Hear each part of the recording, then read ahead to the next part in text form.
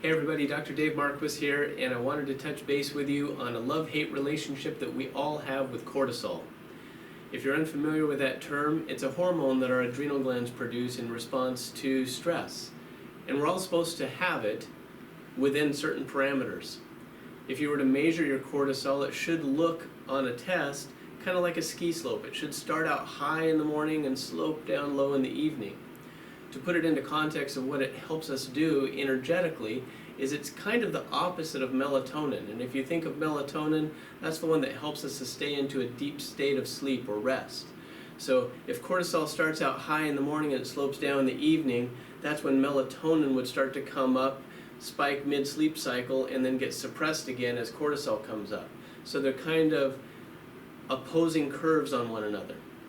Well, because of all the various stressors that we each incur, many times cortisol gets out of hand. And instead of a slope, we start to have this line all the way across the top of what should be a curve. And some people start and end their day with too much cortisol.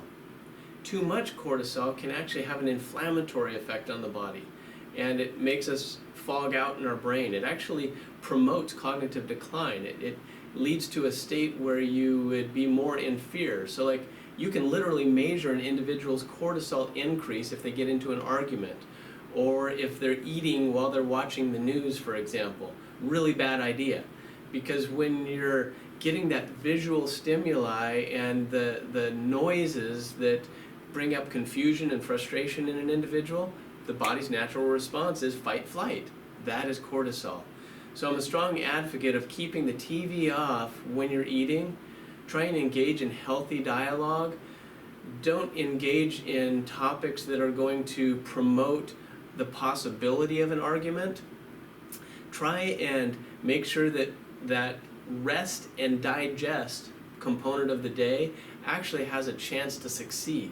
So you plan for a successful meal and you plan for a successful night of sleep. And by doing that, it can help the body start to manage your cortisol levels more appropriately, so they actually will slope down at the times that they're supposed to. Now, sometimes we don't do that well, and you might need some external help. There are some things that the body can utilize that helps to bring cortisol down when it's too high. One of those things is a blend of phosphatidylserine and rhodiola and ashwagandha.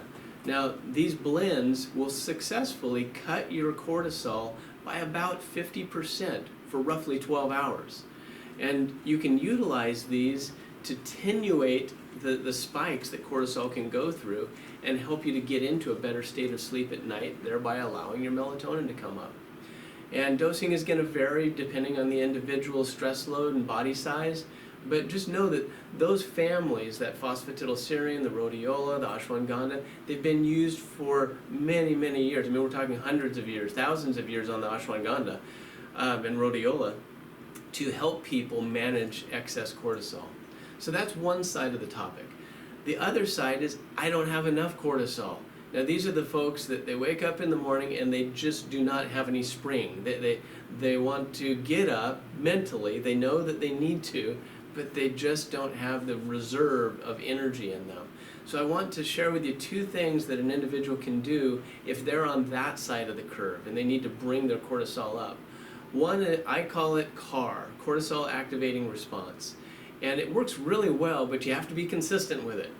So it takes about 20 days for this thing to really have the payout, but there's two things that are key components of this. There's a transdermal formula that's called Adrenal, and it's kind of a misnomer in terms of that concept. It doesn't stimulate cortisol at all or stimulate your adrenals, but what it does do is it helps the body to preserve the cortisol that it has within it. And then again, it's a botanical blend that you can just rub onto your hands. You keep a bottle of that stuff right by your bed so that you can put a pump on your wrists and hands, and then I'm going to walk over to this pole and show you what you do. You find a surface, hopefully you've painted your walls in your house with some type of gloss so that you can do this, but our quadriceps are really large muscles. Our buttocks should be a really large muscle. Sometimes they're larger than you want them to be. But these muscles contain a organelle called mitochondria, and your mitochondria is a cell type that produces this stuff called ATP. And you can think of ATP as fuel for your cell. It's like gasoline for you. It's what's going to drive your bus that day. So if you don't feel like you got enough of that and you don't have enough cortisol, this is a way that you can make both of those simultaneously and help the body to learn to do that. So mitochondria actually make more ATP the more we use them. But that's the catch-22, because so many of us have the desire but the inability to follow through.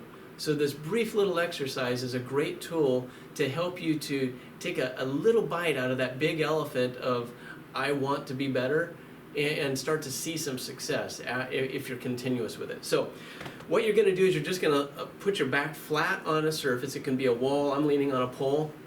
And literally, the moment you wake up, even before you go to the restroom, you take 1 to no more than 3 minutes to do this. So it's not an exercise per se. It's basically to put your body into a state of fight-flight just for a moment, because we want to get your cortisol higher and give these muscles a chance to say, whoa, I need to be ready for this. So you'll just start doing squats as fast as you can for 60 seconds. Now the focus of this, and what I'm doing myself right now, is I'm feeling the quadriceps lower me down, and I'm trying to squeeze my bottom on the way up. So I'm actually engaging 2 large muscle groups as fast as I can. And you can see I'm actually starting to get winded, and I'm just barely 30 seconds into this. You'll find that as you do this, 60 seconds seems like an eternity. So to get up to 90 seconds, well, God bless you if you can do that right out of the gate. But if you can, you're in better shape than I am right now, because 90 seconds is a push for me. I can get through 60 seconds pretty easily, but as you can see, I'm a little bit winded, and I didn't even get to the 60-second mark. But doing that, focusing on the quadriceps down and your glutes up, you're going to find that those 2 muscle groups start to get fatigued. Your body produces more cortisol, and that's where you want to start your day. So by doing that over the course of 20 days, your body actually habituates, and your cortisol will start to be released more in the latter aspect of your sleep cycle, waking you up so that you can be kind of bushy-tailed and ready to jump out of bed. I hope that's helpful to you. I encourage each of you guys to take a look at where you're at on that cortisol paradigm. Are you too high? Are you too low? Realize that there's things that you can do about that. Empower yourself, go forward, and have a great day.